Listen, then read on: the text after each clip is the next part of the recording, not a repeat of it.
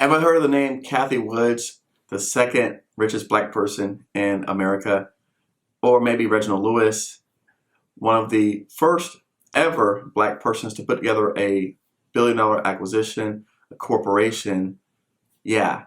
So imagine if you had a chance to meet both of these people in real life.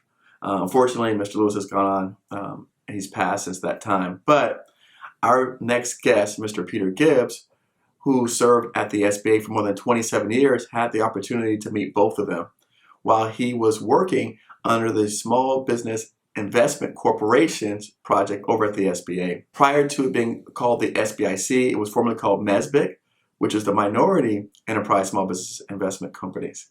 They've since shortened the name and just call it SBIC. But Mr. Peter Gibbs went from there to working in the SBA under the Surety program, where he did that for more than a decade, where he led that program, working with some of the largest surety underwriters in the nation.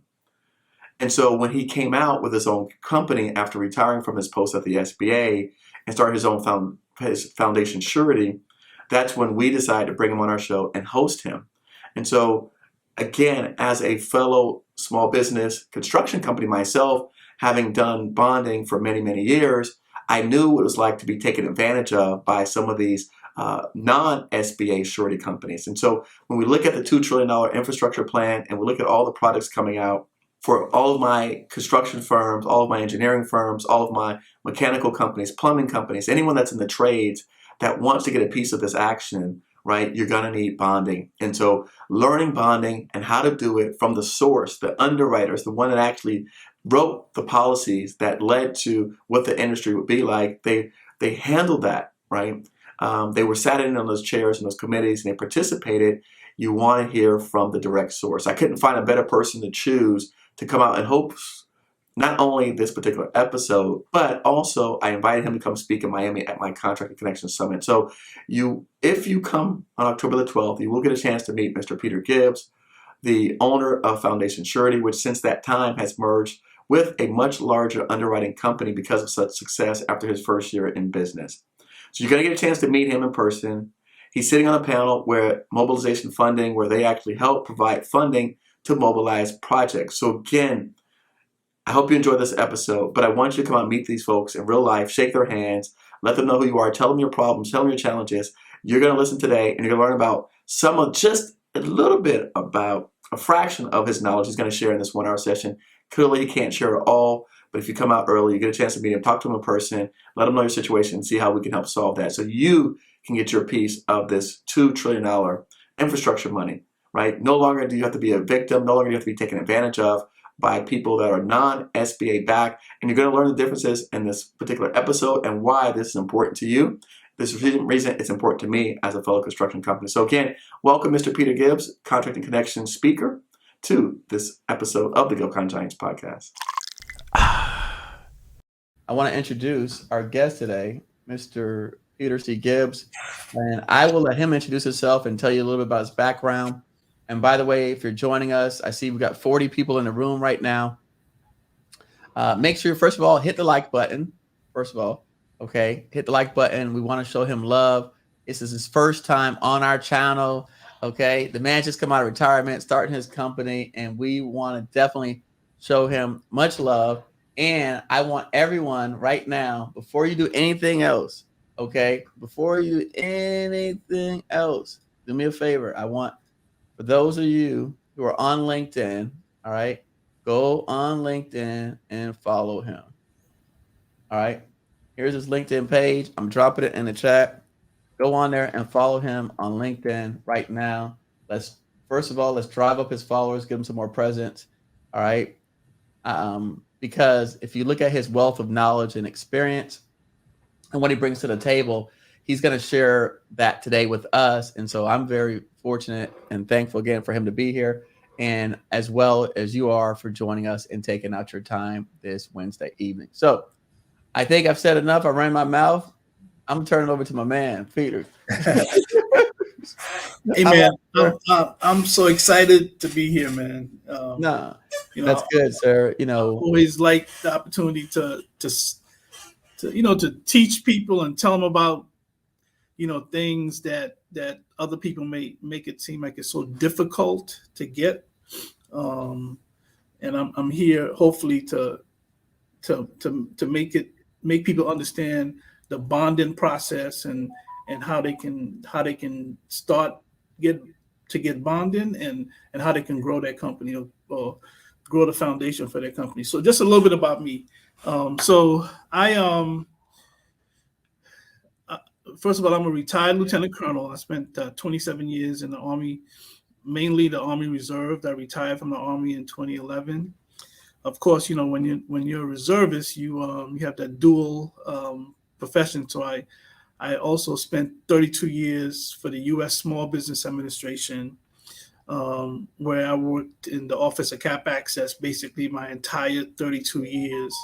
The first 14 years I worked in helping in the Small Business Investment Company program. A lot of people don't know, but SBA has a venture capital program.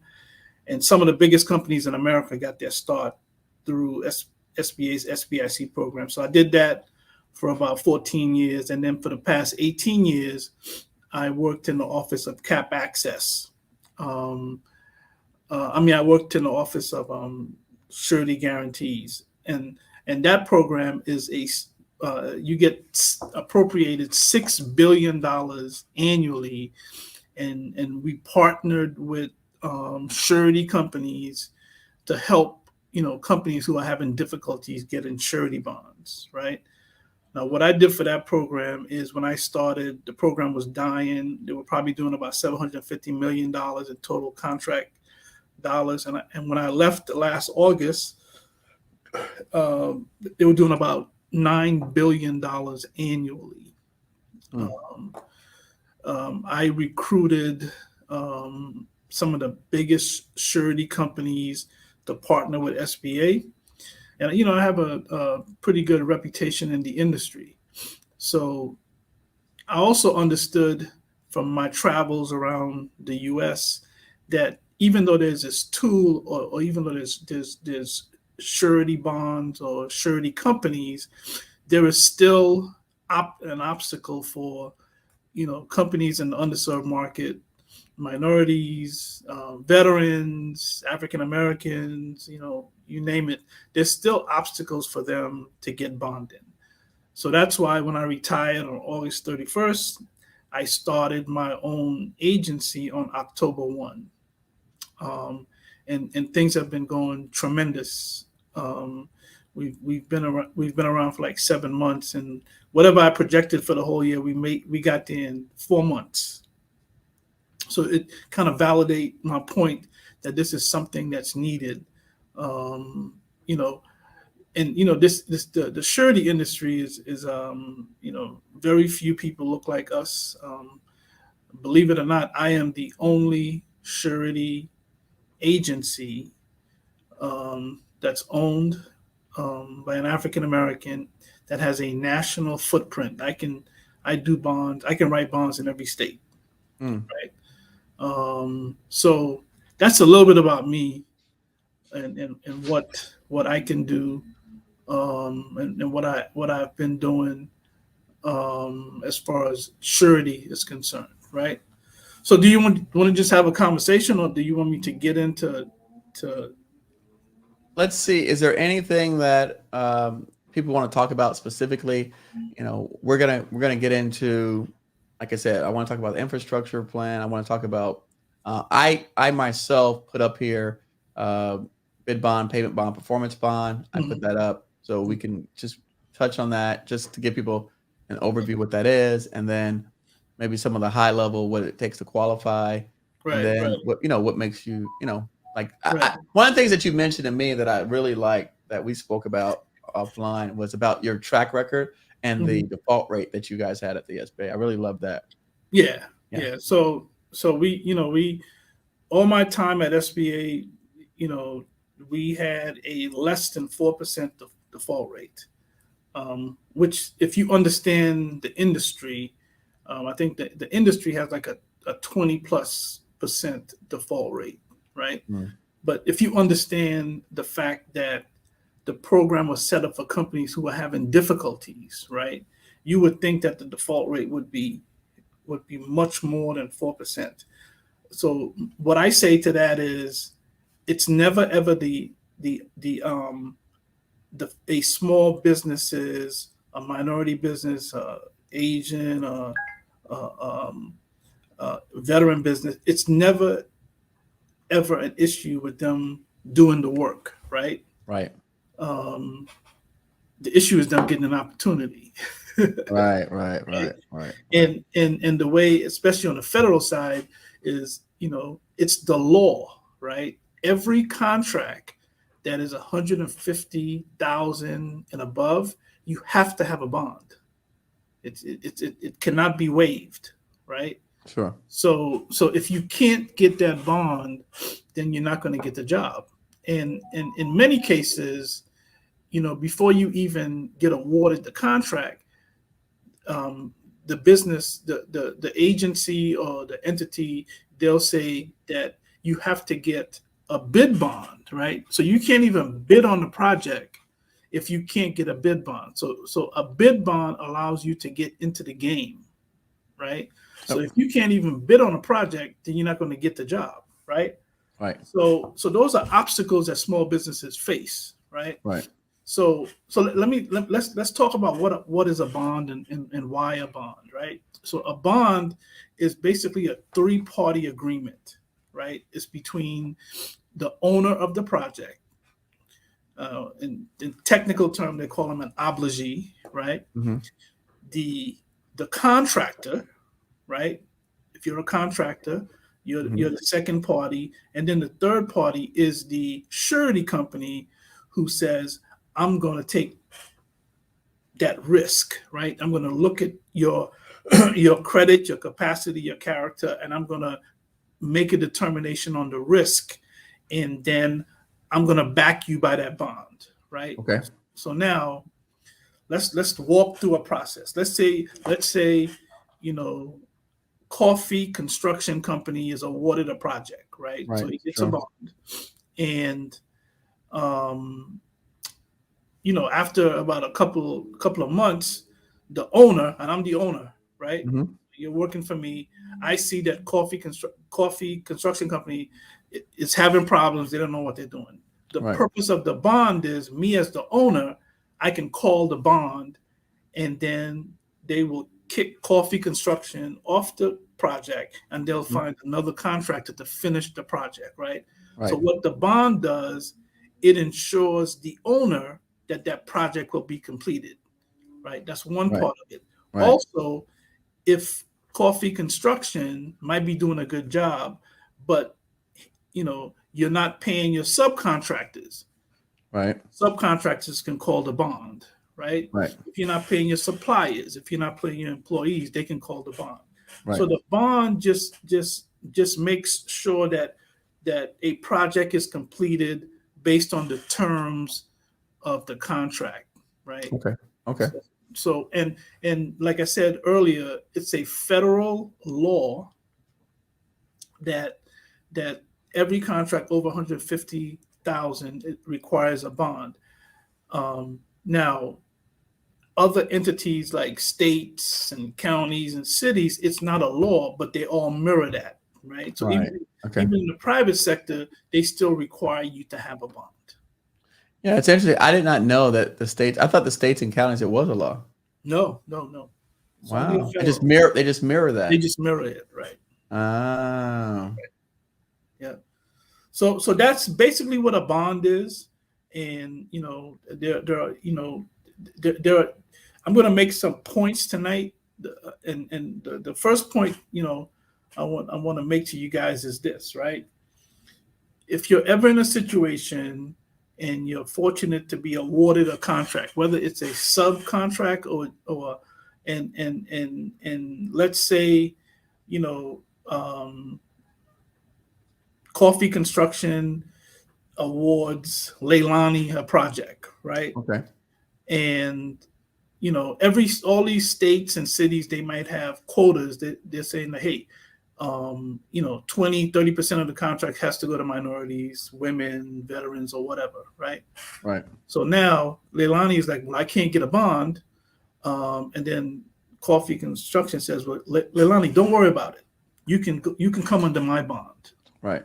Right. The first point that I want you guys to get tonight is that if that ever happens to you, you need to get your own bond. Right.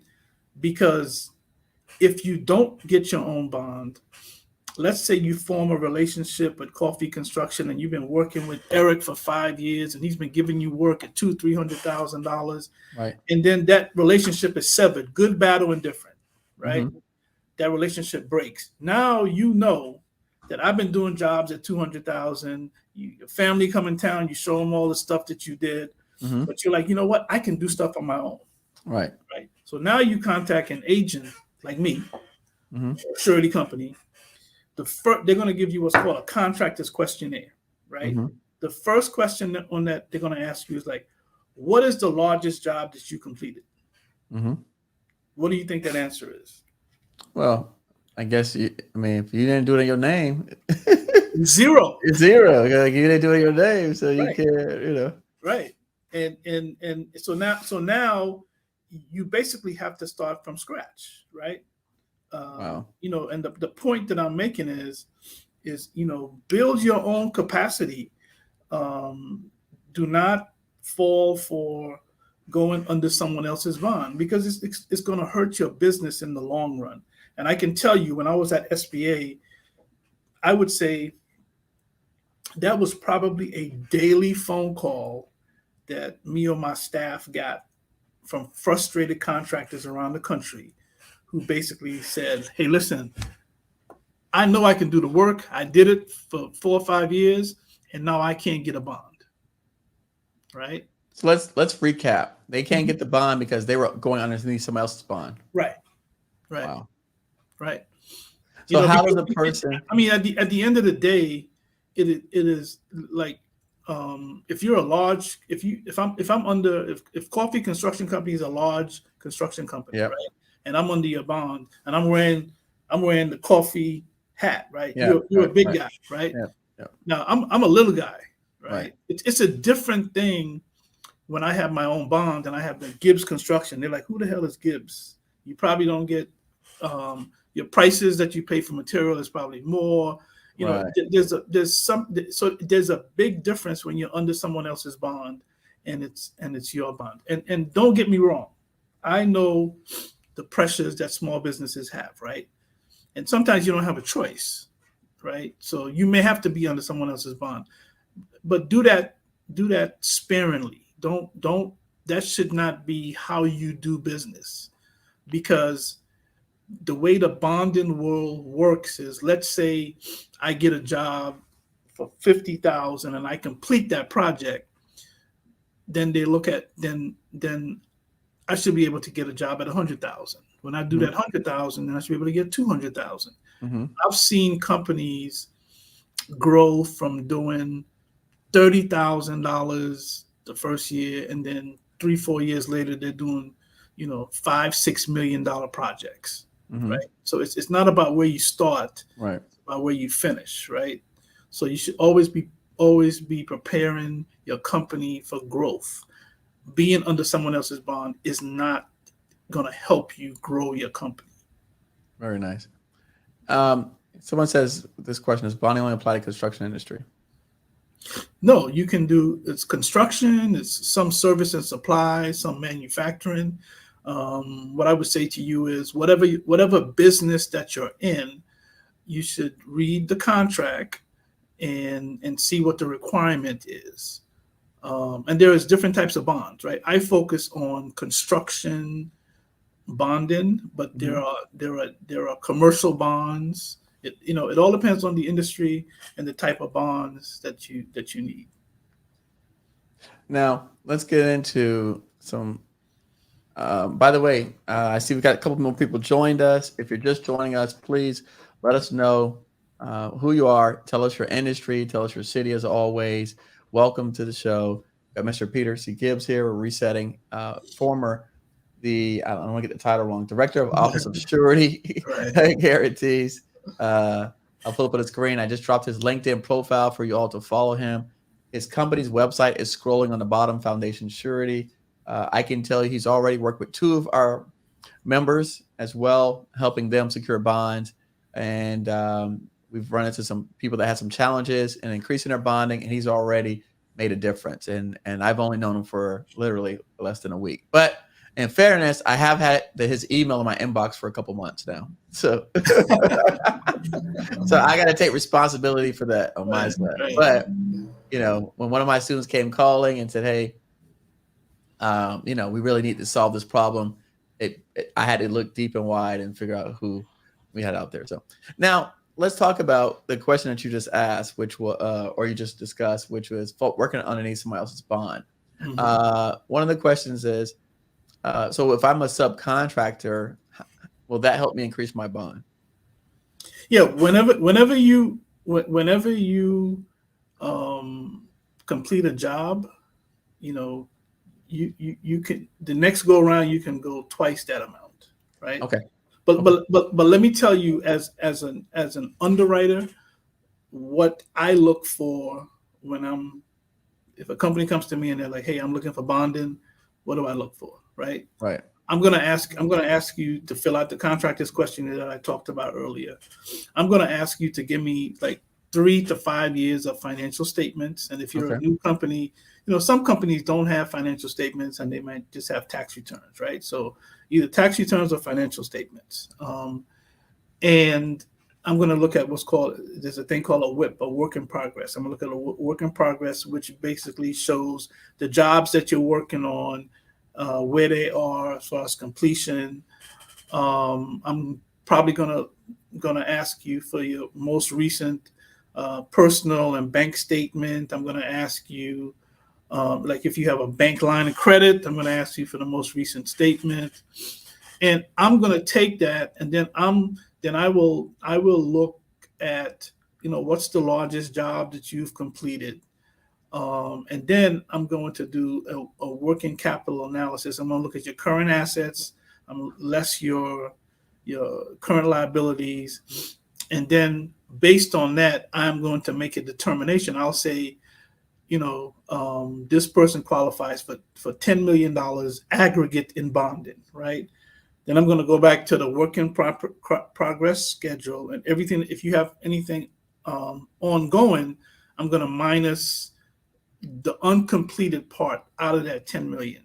So if you have a work in process and then you have 4 million in ongoing work, so now your aggregate is like 6 million, right? Mm-hmm. Based on that. And then I'm going to look at your largest job. If your largest job was $1 million, then I'm going to look at the experience and I'll say, okay, I'm okay with you going after $2 million or $3 million work, right? So now, one of the things that he just mentioned, and I have the tendency to do this myself. Mm-hmm. He said some terms that might be unfamiliar with people that are new to bonding. Yep. Aggregate, right? So let's explain the difference between single limit and the aggregate. Right. So the aggregate is the total amount of surety credit I think that you qualify for. Okay. So right. For example, the total amount of contracts that we can get on the dollar amount. Right. Correct.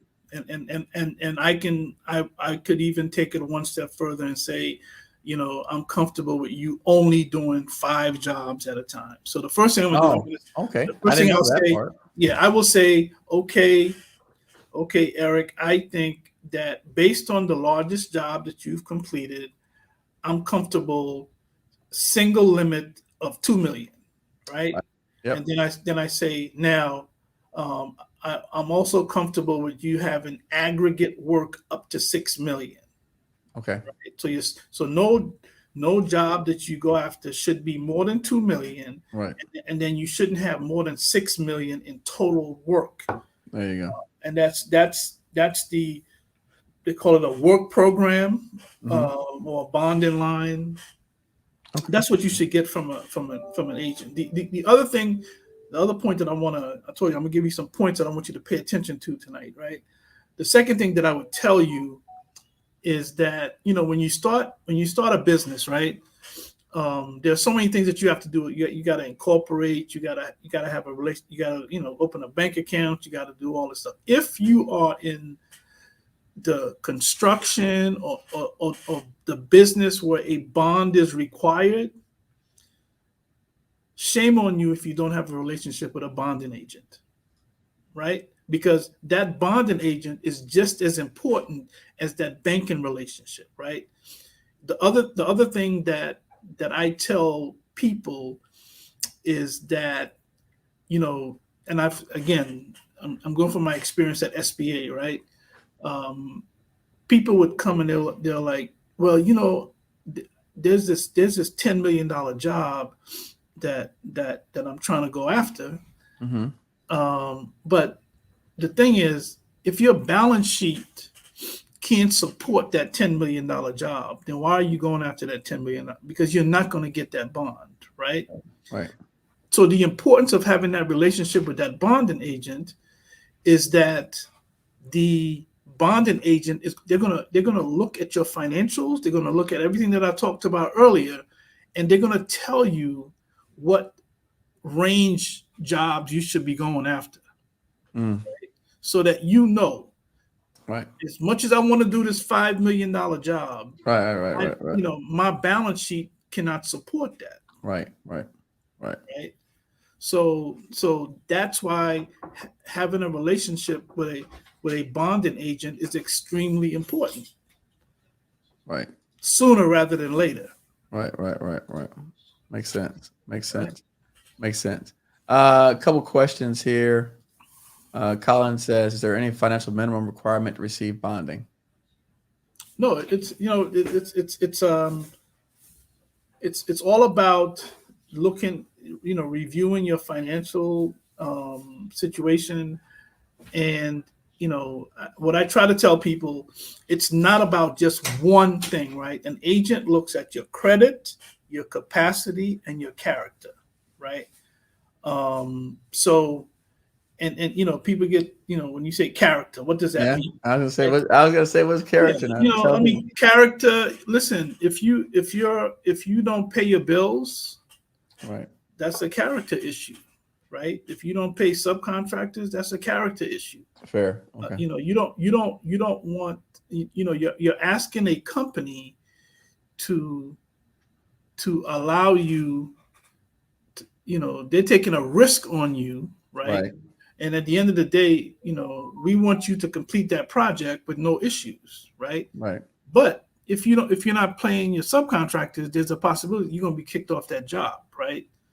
So character, as far as on the criminal side, if someone has a record, then that's, I look at that. I look at when it happened. If someone is like 40-something years old and they did something when they were 18, right, most likely that's not going to be an issue, right? Right. So we also look at that also, as far as the character thing is concerned. One of the things that I've heard people say it over and over is that if you owe the IRS, mm-hmm, you can't get bonding, right? Right. And I would say if you owe the IRS and you have an established plan with them and you're current on those payments, there's no issue with you getting bonding, right? Mm-hmm. Okay. Another point I want to make, I hope you guys are taking notes, right? I've been helping small businesses for over 30 years, and I cannot tell you how many times I've heard about what they said, what they do. I'm looking for day. Yeah, I'm looking for day.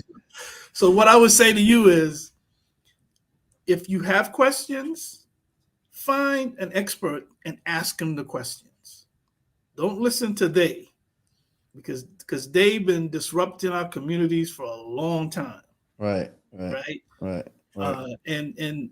if you have a question, if it's a banking question, go to a bank and speak to the manager or whatever. If you have a bonding, call an agent and ask them.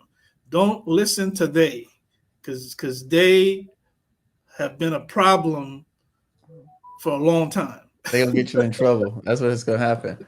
All right. Real quick, I just put up there on the screen his website. I've been dropping at the bottom in green. It's been scrolling. FoundationSurety.com. Here's the number to call, email, chat. Here's the email link. I'm gonna drop that in there. I can tell you, like I said, we've already had some success. People using them. They're in Maryland. So again, definitely, I just want everyone to know, connect with them on LinkedIn. Here's the contact information. One of the things that we try to do here is give people resources so that you can make the best decision for your business. And having someone with this level of experience from directly who was, and again, I'll be happy to share it with everyone out there. That's his resume. He was the director of Office of Surety Guarantees at the U.S. Small Business Administration. Director of Office of Surety Guarantees, the deputy director for 11 years. All right. I even have a nice write-up about him, but because the screen share is not letting me share multiple screens, I can only do one thing at a time. But nevertheless, definitely, I want folks to realize that, when you have an opportunity, and this is something that I actually learned, be honest with you, listening to Dan Pena. He said, sometimes you got to reach out to lawyers you can't afford and CPAs you can't afford because, they have that information that you really need to take your business to where you're going. Mm-hmm. But in this particular instance, we have a chance to have someone that I'm pretty sure when he was at the SBA, I couldn't get a hold of him. But now we have him here in front of us. Definitely use all his wisdom, his knowledge, and expertise. Take advantage of that. Reach out, follow him on LinkedIn. Give his office a call. Give him a chance. What if I have an existing bond relation with an existing surety? What do you say to that? So that's a great yeah. I mean, like if I got a surety, right? And I'm like, hey, can you get me more money? Like what? Like what? Like I mean, listen, just like everything else, you should always try to like better your situation. Right. Fair.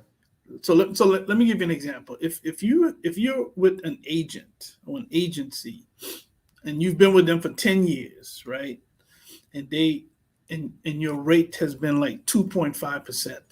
Yeah. If you've completed, multiple projects over the years, and you've never had an issue, if you're still paying 2.5%, then you need to find another agent. Right, because as you grow as a company, mature as a company, you should not be paying the same rate that you paid 10 years ago, right? So, sure. What I would say to you is, compare. Every year you should have a conversation with your agent. You should be going over your plan with them, just to make sure that they can support you. And competition is good, right? Sure. And more importantly, you as a company owner, you should be in a position to say, you know what, I know I can handle, an aggregate of $15 million, right? Right. And if that company is not meeting those needs, I would say, sit down with someone else and see what they can offer you, right? Right. I'm considered the expert on SBA bonding, right? Because I basically wrote every rule, grew that program. And let me give you an example of how utilizing SBA can help you as a business, right? So if you're a company and you went to the standard market, right, to get a bond, and I'll use $1 million bond as an example, right? They're going to require you to have 10% liquid cash in the bank, right? Mm-hmm. So on $1 million job, they will expect you to have $100,000 working capital. Right. Right. Now, if you, many companies, they don't have $100,000 as working capital, right, to get that bond, right? Now, if you go through an agent like me or someone that deals with SBA, now SBA says, because SBA guarantees 80 to 90% of that bond the surety company, right? So if a bond defaults, SBA is going to pay 80 to 90% of all the losses. So the surety company is only at risk 10 to 20%. 20%, right. Only in America, right? Wow. No, that's amazing. That's amazing. Right? No, so, and I'm happy. This is great. This is good stuff. Yeah. So because that company, because SBA is guaranteed 80 to 90% of the bond, SBA says, surety company, surety agent, we are good at 5%. So that company only has to have $50,000 for working capital. Man. Right? Now it gets even better. I know I sound like a salesman, but no, that's good, right? So now, and I'm sure many people on this call can relate to what I'm saying, right? When you're a small business, you may not have like liquid cash in the bank, but you might have a business line of credit, right? So SBA says, in the like I said, standard market, $1 million, you have to have $100,000 liquid cash, right? SBA guarantee, you only need to have 5%. So now it's $50,000, right? Now, if you have a business line of credit, the unused portion of that business line of credit can count towards that 50,000. Does that make sense? Yeah, makes sense to me. So y'all following? Wait, are y'all following this? Yeah. I was taking notes because it's gonna be a test question next week. Eric will give you guys a test question.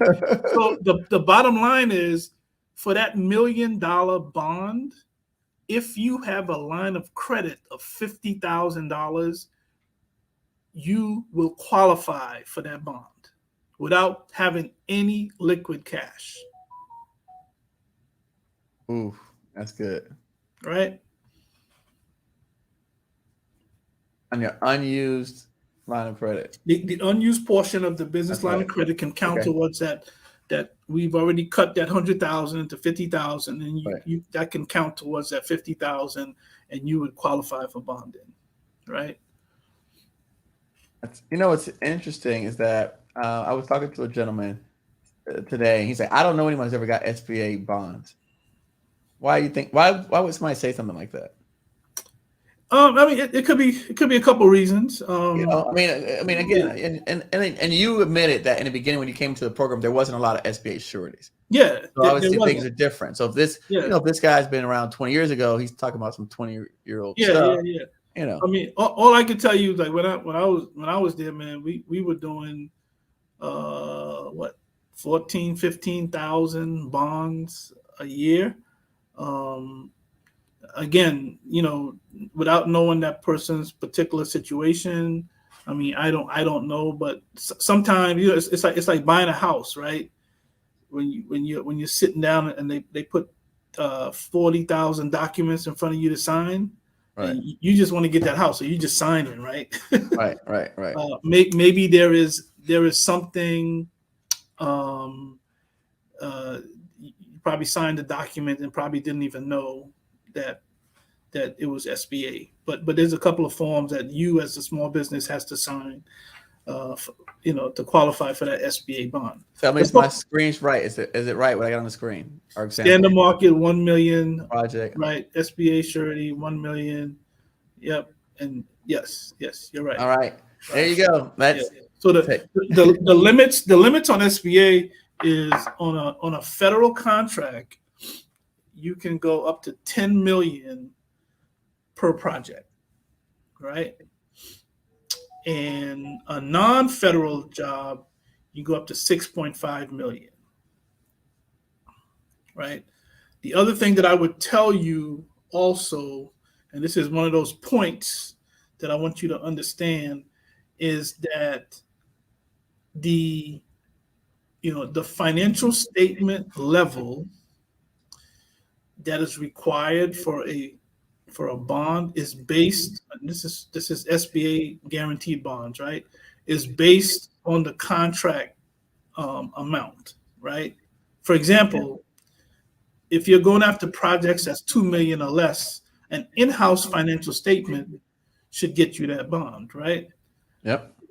I can't tell you how many times I have met small businesses and they're like, yeah, I'm dealing with this agent and we have to have audited financial statements, right? Think about that for a second. No, I have audited financial statements for my bonds. I know exactly what you're talking about. It's expensive. An audit is between $15,000 and $25,000. Yep.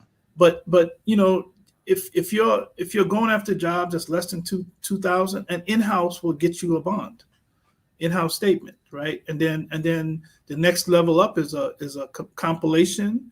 The next level up is a reviewed, and projects 6.5 million and above would require an audited financial statement. So that's another way that you can save money too, because if you're getting an audited financial statement and all you're doing is jobs at 500,000, I mean, you shouldn't have to pay $15,000 for an audited financial statement, right? No, not at all. No way. Yeah. Not crazy. So let me just reset the room real quick. 68 people tuning in. Thanks for joining us tonight. We're talking about bonding with Mr. Peter Gibbs, who was a former director of SBA. This was a nice write-up on him, how he built out their program.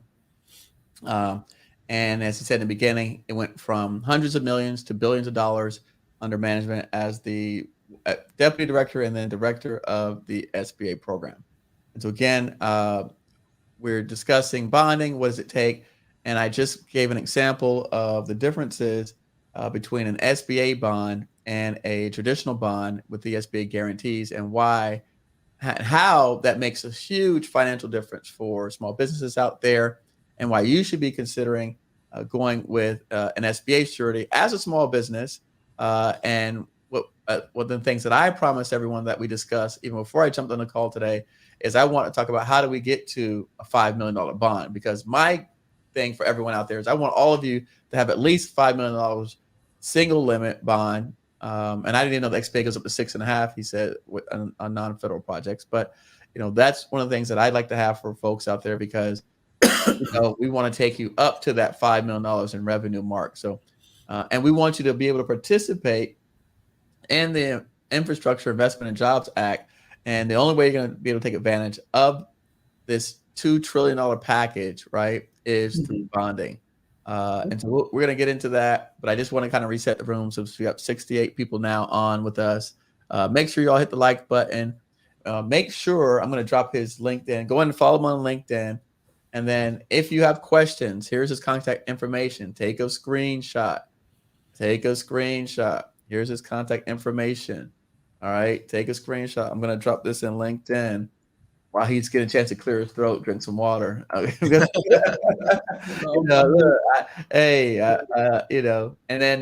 so if you got that information, let me know who you are. We are still taking questions. So if you have not, let us know. Drop in there. We want to know who's out there. Tell me your city that you're in. Tell me the name of yourself personally, or the name of your business, either way. So we'll jump in. We'll take some questions. Let me put some things up, and then we'll keep back at it. Someone said business or personal credit on the 3 C's. It's definitely business line of credit. No, but in terms of when you evaluate them, are you looking at my personal credit when you evaluate me for the bond initially? I try not to look at, the personal credit. I try not to look at credit, period. Okay. I don't pull reports. I like to hear the contractor's story, their background, and then I try to find a solution for them. Okay. There are programs out there where they'll just eliminate you, just by your credit only. I rarely ever look at credit. Okay. All right. Someone says, what's the average bonding agency fee? That's a very good question. As an agent, there's a range, right? The highest that I charge is 2.5% of the contract amount. Right? Man, I used to pay 3.5%. Yeah. Let me ask you something. Do you charge for bid bonds? No, I don't. I used to pay for bid bonds. I had a guy who used to charge me $100 per bid bond. No, I don't. It's that's I mean, not only do I not charge, but I FedEx the bid bond to you. So if they need original signatures, Uh-huh. I FedEx it to you overnight, Yeah. so you can have it the next day. But I don't know. Let me. So it's a good point that you raise, right? And I want to make another point, and that is, if you're in the construction business again, or any business that requires surety bonds, you need to know your business. Well, what do I mean by that? I cannot tell you how many times I would be in a room with people and I would do my spiel. I had a presentation and I would say, listen, if you're paying more than 3.5%, you're paying too much for bonding, right? And then people would walk up to me and they would be like, Mr. Gibbs, I just want to clarify something. You said 3.5? I've been paying 12%. I've never heard that in my life. 8% or 9%, right? And what I would say to you is,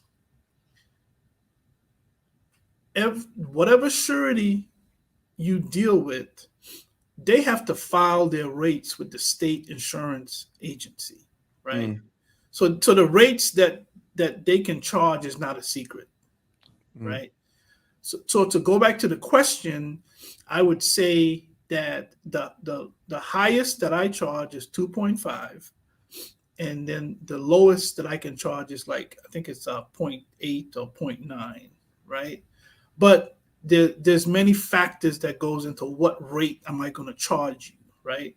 If your financials are horrible, if your experience, so all those I look at that before I charge to determine what rate I'm going to charge.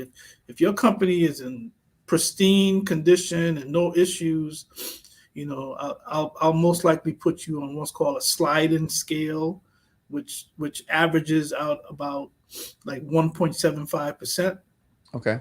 And my objective is not to keep you in SBA, because with SBA there's an extra 0.6% that you have to pay SBA. Okay.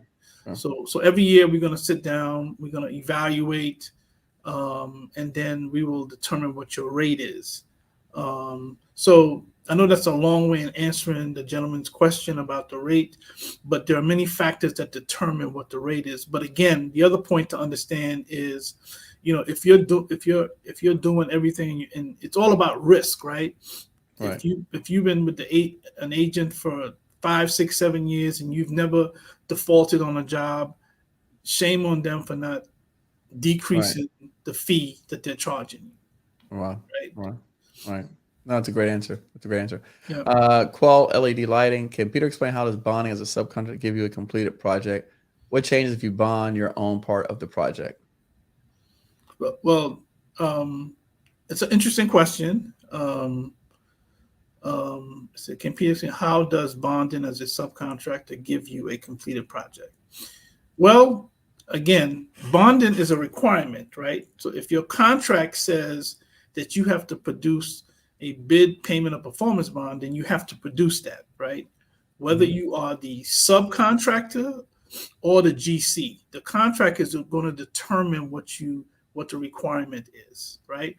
And when you complete whatever portion of it, then the project is completed, right?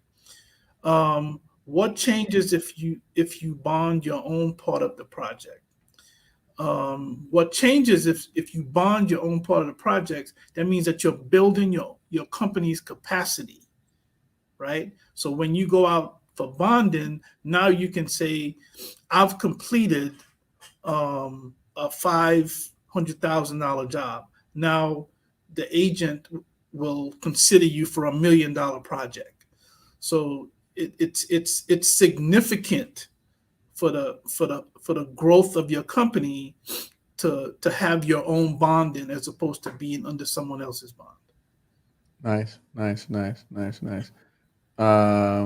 I think you answered this question already. Does SBA have a set bonding rate?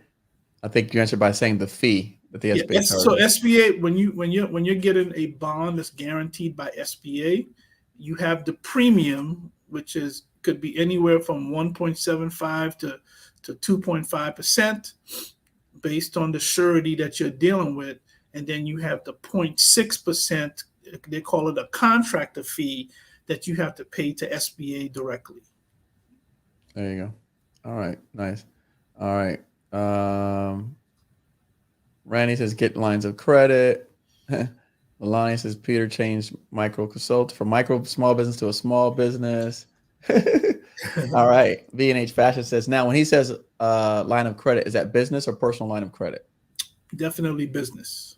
All right. There you go. TRJ Work says, what should we have in place, Dewey, before we call you? I want you to call me and I'll tell you what you need. I'll send you a package and you can fill it out. I pride myself in customer service. I'll walk you through the process when I answer any questions that you have. And, what I try to tell my clients is, I want to be more than just a bonding agent, to my clients. I'm trying to build a partnership. So I have resources that I can turn you on to. For example, if you want to be an 8A, I have a relationship with Cliff Tolson, who's a fellow SBA retiree. But the thing is, he ran the 8A program, so he has a 97% approval rating for 8A. I have the other thing is there is accounting and then there's construction accounting, right? Mm-hmm. So you need to have a construction accountant. So I have a CPA that I refer people to. I have, a lender that's non-traditional to try to help companies get a business line of credit. And so, you're going to get everything that you need from me so that we can help you build your company. Let me touch on another point, right? and it's important to understand when you're running a business, especially the construction industry, right? For just a little bit more about me, before I came to government, I was the CFO of 2 construction companies, right? An 8A firm in Dayton, Ohio, and then a larger firm in New York City. Okay. I know I look young, but I'm not that young, right? Uh-huh. So if you go to a non-construction accountant, many of them, they convince their businesses to get an extension, right? I mean, it sounds good, but if you're in a construction company, that's a negative for you, right? Because the construction company, they're like, you want me to take a risk on you, but I don't know how you performed last year, and I got to wait 9 months. Right.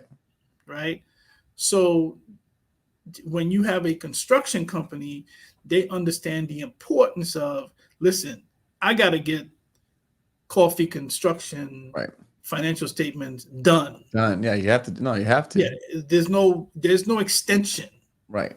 The other thing is, when you're a small business, a lot of companies, they take money out of their company, and when you're in the construction business, that's not a good thing, right? Mm-hmm. There should be a reason why you're taking money out of your company. So the important thing here is align yourself with a construction accountant, if this is the business that you want to be in. Wow. No, I like it. GY Nin, glad to be here. Good job, young man, starting off construction company. Love it. Man, Kendrick says fire. Quinn Harrison, mind blown. All right. Question. Can we be a reseller referrer of this if we're a Govcon consultant of a smooth construction companies that need this? Yeah, I mean, you can refer people out. When we say reseller, I'm not sure what you mean by reseller.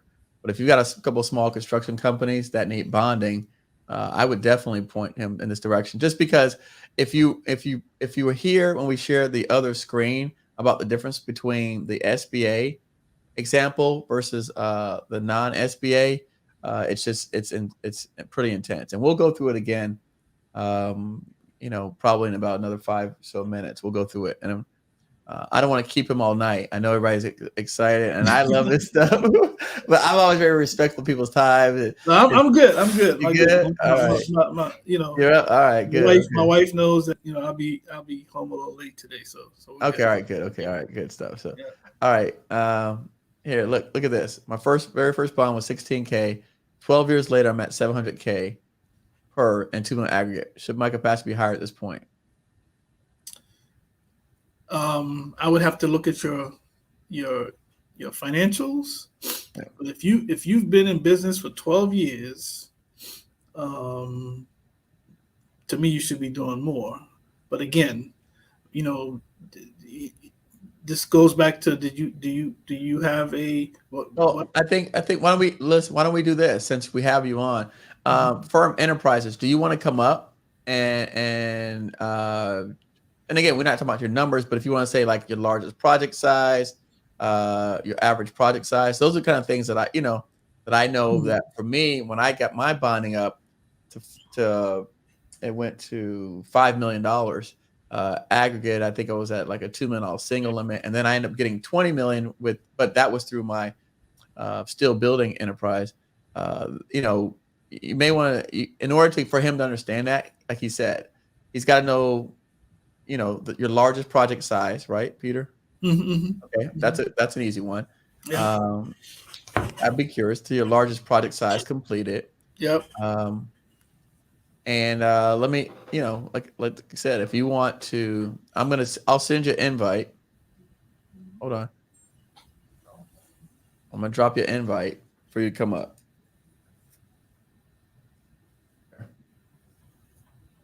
There's your invite. Feel free to come up, and then we could talk through it, and he could probably help you. We'll talk through that right now. All right, let's see. What else questions do we have while we're waiting for? Hold on 1 second. We're waiting for everyone else to come in here. All right. Could a joint venture help increase your bonding capacity? I mean, it depends. Again, I would have to look at the financials for the joint venture and experience. I would have to underwrite the account. It all depends. Okay. All right. And so one of the things that we were discussing early on, and I want to bring it back because again, I know we've got new people in the room. Did everyone? I know Eliza got their questions answered. Please, again, drop your questions in here. We're gonna be taking questions. You said Kevin, who was a great question? 4620. Yeah, we already answered that question. Okay, how long does the process take from start to finish? It really depends on the contractor. I can tell you that a contractor from South Carolina called me last Monday, and he had his bond by Thursday morning. So it all depends on how fast you respond, how fast you get information to me, and and then you have to pay the fees of cost, and then so it could be as quick as 3-4 days, or it could be longer if we're waiting on information from you. All right, nice. You sent me something earlier. I'm going to pull it up on the screen here about your rules, your Gibbs, the Gibbs nuggets. Gibbs and nuggets. Yeah. While we're waiting for people to come up, and we're going to use that other example. Yeah. Let's pull that up on the screen here. Yeah. Right. So I came up with this list from all my years, and meeting people and people saying stuff to me, and it changed over the years. But since I retired, whatever I had on my list when I retired is what I'm keeping on my list, right? So I'll just go over them real quick. And these are for contractors, right? Hire an accountant for your first full-time employee, right? Ooh. So people, for a contractor, that's hard, right? Because they're not an estimator, they're not a project manager, but the point here is, if your back office is together, your business is gonna exist for a lot longer, right? Establish and maintain a good banking relationship. We talked about that. Concentrate on one trade and master it, right? Start small and gradually increase your business. Establish and build a good surety relationship with an agent. We talked about that. When you start making a profit, don't jump into areas that you have no knowledge of, right? Yeah. Don't enter into a joint venture with a company unless you know everything about that company, including seeing in detail their books and records. And the other part to that is, use your relationship to train key employees on your staff. Don't just be satisfied by putting on a hard hat and walking the job site. A good example would be, if you're a small company and you're doing a joint venture with a larger company, say, hey, listen, I just want my CFO to spend 1 hour a week with your CFO. I want my estimator to spend an hour a week with your estimator. Yep. Use that. You go beyond the job. When you exit that relationship, you should have developed, at least a couple of people in your company, right? Know your competition in the job cycle for contracts that your firm is interested in. Don't go out here blindly. Plan. Know your competition. Know what they're doing. Know what jobs are coming up for bid. Know how the government operates before becoming an 8A contractor. Right. Big one. Big one. Hold on. Wait. Hold on. I gotta put on a big screen for that. Hold on. Wait a second. Yep. Did y'all hear that? Yep. Did you hear that? Say that. We can say that one again. Know how the government operates before becoming an 8A contractor. Amen.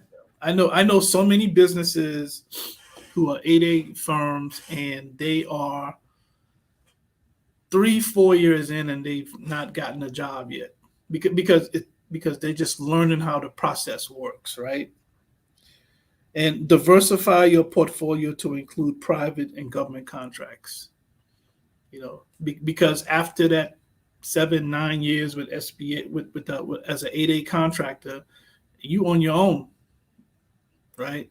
Yep. And the failure rate for many 8A firms once they graduate is pretty high. Because they just focus on getting government contracts. So these are just some of the things that I've learned over the years, and I have every time I would do a speech and people would come up to me, I would go back to the hotel room and I would write down things, and the more I heard it, it made my list. Right. Right. Sure. I love it. I love it. That's good stuff. By the way, again, if you guys haven't already hit the like button, please hit the like button. Like I said, this is good stuff. I have it in this PDF format. Let me see if I can, before our time is up, we can drop it back on the screen. I just want him, and I'm going to let him go over that example one more time that we mentioned earlier, the difference, because again, some people are just coming on now, I definitely want you to understand the difference between a standard market surety and an SBA surety. And so if you could go through that example for us. Yeah. Quick, just to recap for folks. Yeah. So it's real simple. If you're a contractor and you're trying to get $1 million bond, if you go to a standard market surety company, they're going to expect you to have $100,000 liquid cash in the bank. No exceptions. $1 million, you got to have $100,000 cash in the bank. If you go to a surety agent who's familiar with SBA, this is how as a small business, this can benefit you. Because SBA guarantees 80 to 90% of the bond, SBA tells the surety company that we're okay. Instead of having 10%, we're okay with 5%, right? So you've dropped. So the working capital requirement has dropped from 100,000 to 50,000. Now, if you have a business line of credit, whatever the unused portion of that is, that amount can go towards that 50,000, right? So at the end of the day, you could have zero cash in the bank, but if you have a business line of credit, you can get that bond for $1 million. And then we talked about the limits. The limits, SBA will guarantee bonds in the federal sector up to $10 million per project, and non-federal jobs $6.5 million per project. That's the max. One of the things that I did before I left SBA, and it's the bill that has not passed, but they're included in that bill, is to increase the non-federal job limits to 10 million and the federal limits to 20 million, right? And I'll take this time to say one other thing, and that is, you see all these reports about the infrastructure bill and all these opportunities. And as a bonding guy, every time I see people talk about it, every time I see it on TV, I yell at the TV, if you don't have a bond, you're not going to be able to get any of those contracts. Right? So start now building a relationship with an agent so that you are in a position to take advantage of opportunities because of the infrastructure bill. Wow. I love it. That was great. And by the way, I did drop in there his PDFs that he sent me. I dropped in that into it's a Google Drive link that's on the screen. So if you are here live watching this, the Google Drive link is on the screen. I'm going to take a couple more questions, and we're going to wrap up. All right. What about a credit card line of credit? I don't look at the credit card line of credit, and I think most agents will not look at that. All right. Good stuff. So, like I said, follow him on LinkedIn. I'll share his information one more time. Anybody else has anything else? I know we've learned a lot today, but you're getting it directly from the source. Okay. You're getting it directly from the source. And for me, which I'm thrilled about, is the fact that, again, I hear about all of these SBA programs, and you never know how they really work. And they're touting all the success, but you don't know anyone that's ever got a program, and so you can't really talk to anyone because you don't have anyone to talk to, and it's like, okay, you almost feel like it's not real because you're so far away from it. And as my friend Brian says, I'm so far from the flame, I can't feel the heat. And I just, you just like, it's pie in the sky, right? Because I don't know anybody that's ever gotten it. And so to have you come on to share your experiences, to tell us how these things work, to educate us, to let us know that we've essentially, for the lack of better words, people have been taking advantage of us and charging us outrageous fees and prices, which basically prevent us from growing our businesses, right? I mean, that prohibits you from growing, from scaling, because if someone's charging you 10 points on something that should be 2.5, that 7.5 points, right, on every project adds up to working capital.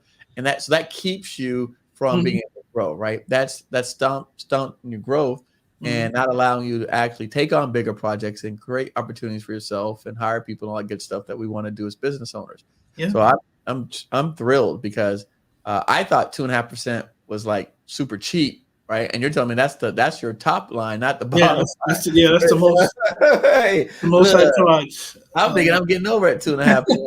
Like, hey, I just got over this guy. He don't even know what he's doing over here. Yeah, and what I try to do is, like I said, I try to give people a plan. Listen, I need for you to get a construction CPA. I need for you to do this, do that, and then, after the first year, then I'll drop it to 2%, right? Right. So now you're all in is the 2 plus the 0.6 to SBA. Right. Year number 2, if you follow everything that I tell you, then I'm going to put you in the standard market, right? Yep. And then your rate now is a sliding rate, which is about 1.75, and you don't have to pay that SBA 0.6%. My objective is to graduate you out of that SBA, Okay. which is good for you and for me. So now you're doing bigger projects. I could tell you, one quick story. It was in El Paso, Texas. I met this Hispanic couple. Yep. And they were like, Mr. Gibbs, thank you for the presentation. And I kind of like got mentored them when I was at SBA. And the largest job that they did at that time was about $275,000, right? Okay. That company right now is doing about $29 million a year. Woo. And they grew that in about 3 or 4 years. So, there's a path. One of the examples that I tell people is, I went to school in the Brooklyn Public School, so I'm not that smart. So, if you have a contract, if you're a small business, every time you get in the room, everybody wants that $1 million contract, right? So I say, listen, if you're fortunate to get that $1 million contract, that's fine, right? But if you get, and some of you who might have a calculator, if you get 4 projects at $250,000, I think that's $1 million too, right? It's also $1 million. But the point of that illustration is this: if you have that one project for $1 million and you default on that contract, most likely you're out of business. Right? If you have 4 projects, still $1 million, you could probably have issues on 1 or 2 of those projects, and you'll probably still survive. Right? Yeah. And that's the kind of coaching and mentoring that that I try to talk to the companies that I deal with. Like I said before, it's not about just writing a bond. It's about building a relationship, a partnership, and building the foundation for your company so you can be around for a long time. I love it. Well, I'm going to say this. We're wrapping up with everyone here. You got the PDF. Did it work, everyone? Yes, it worked. Good stuff. I'm happy that it worked for everyone. I thank everyone out here. It looks like we don't have any more questions, so I'm going to go ahead and wrap it up, and I'm going to let Mr. Gibbs give you some final words of wisdom. No, thank you so much for having me, man. I really appreciate it. And, like I said, don't listen to they. That's the words of wisdom I would tell you. Don't listen to they. Don't listen to they. Find a professional and ask them questions, and find your solution that way. All right. There you go. And we're always here to help. Don't listen to they. And let me put his information on there again, because I know some of y'all slackers and y'all don't screenshot like I told you to screenshot it. Here goes his information one more time. Here's his email. There's his number, foundationsurety.com. Here's his LinkedIn. Follow him on and I had a hard time following him. You got to put in Peter C. Gibbs. I learned that. It was hard finding him on LinkedIn. You got to put in Peter C. Gibbs because Peter Gibbs is a common name. I didn't know that, but all right. So thank you so much, sir. It was a pleasure. And we'll be talking soon. We'll connect. I'll give you some time, and probably next week I'll send a message and we'll connect. All right. Okay. Thank you, everyone. Take care. Good night.